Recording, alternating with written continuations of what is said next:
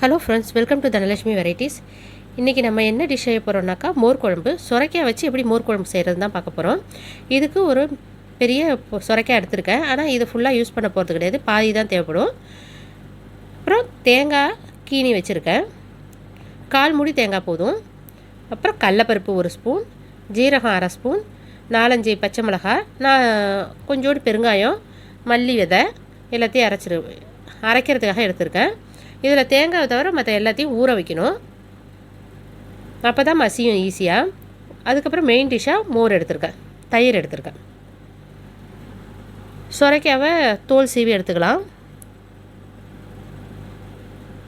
சுரைக்காவை தோல் சீவி எடுத்துக்கிட்டேன். சொன்னது மாதிரி தேங்காய் தவிர மற்ற எல்லா பொருளையும் ஊற வச்சுருக்கேன். இப்போ சுரைக்காவை பீஸாக கட் பண்ணணும்.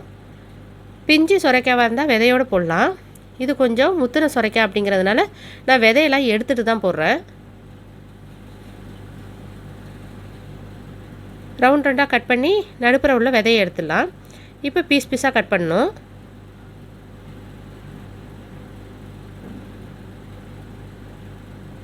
க்யூபாக கட் பண்ணுங்கள். ரொம்ப சின்னதாக கட் பண்ணாக்கா எங்கே இருக்குதுன்னு தெரியாது காய் மோர் குழம்புல. அதனால் வாயில் தட்டுப்படுற மாதிரி ஓரளவுக்கு மீடியம் சைஸில் கட் பண்ணிக்கணும். கூட்டு கறிகிற மாதிரி அரிஞ்சிக்கணும். கட் பண்ணியாச்சு. இதை வாஷ் பண்ணிவிட்டு குக்கரில் 1 விசில் விட்டு வேக வைக்கணும்.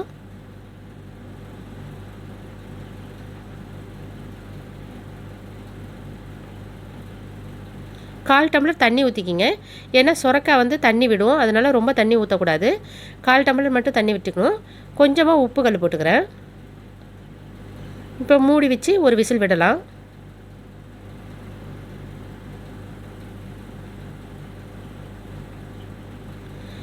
அந்த மோர் குழம்புக்கு 1 துண்டு இஞ்சியும் போட்டு தான் அரைக்கணும்.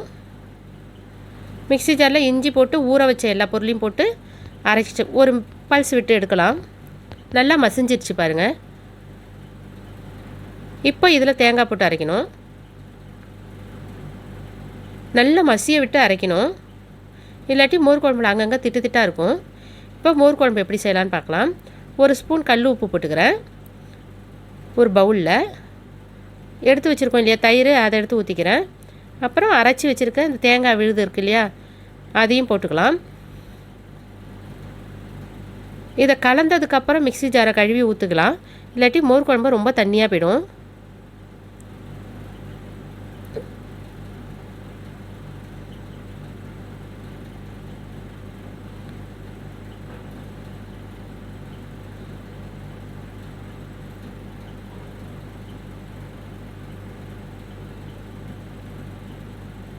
அரை ஸ்பூன் மஞ்சத்தூள் போட்டுக்குங்க. இப்போ நல்லா கலந்து விடணும். இப்போ திக்காக இருக்கா தண்ணியாக இருக்கான்னு தெரிஞ்சிடும். இப்போ மிக்ஸி ஜாரை கழுவி தண்ணி ஊற்றிக்கலாம். எனக்கு திக்காக தான் இருக்குது.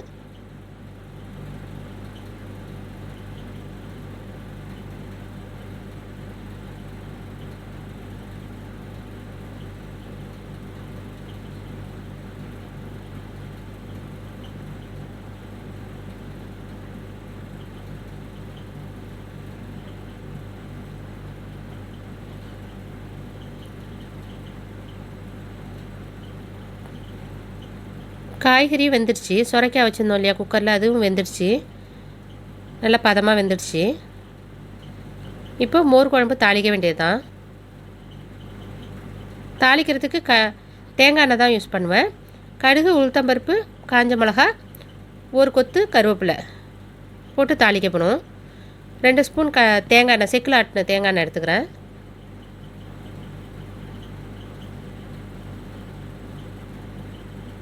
எண்ணெய் நல்லா காஞ்சதும் கடுகு, உளுத்தம்பருப்பு போட்டுற வேண்டியது தான்.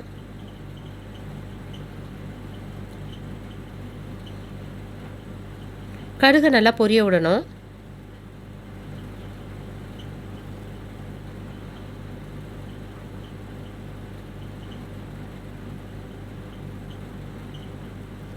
கடுகு நல்லா பொரிஞ்சதும் காஞ்ச மிளகாவை போடணும். கடுகு, உளுத்தம்பருப்போட காஞ்ச மிளகாவும் நல்லா வறுப்படணும். அதுக்கப்புறம் இந்த கருவேப்பிலை கொத்தாவே போட்டுடணும். ஏன்னா கருவேப்பிலை காம்போடு போட்டால் ஃப்ளேவர் நல்லாயிருக்கும், வாசனையாக இருக்கும். அதனால நான் கொத்தோடு போட்டேன். இப்போ கரைச்சி வச்சுருக்கோம் இல்லையா கலவை, அதை ஊற்றணும், மோர் கலவையை.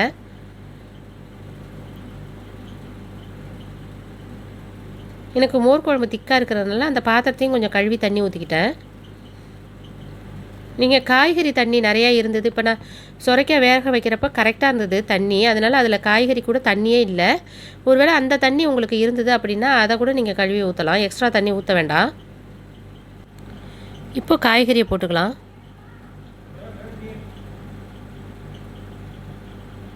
காய்கறி போட்டு நல்லா கலந்து விடணும்.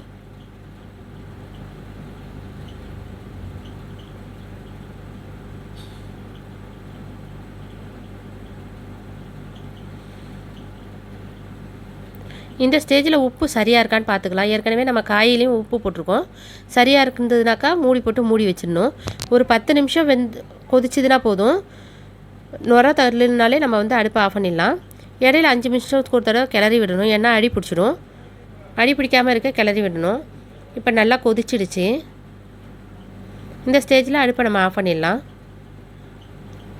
இவ்வளோதான், சூப்பரான சுவையான மோர் குழம்பு ரெடி ஆயிடுச்சு.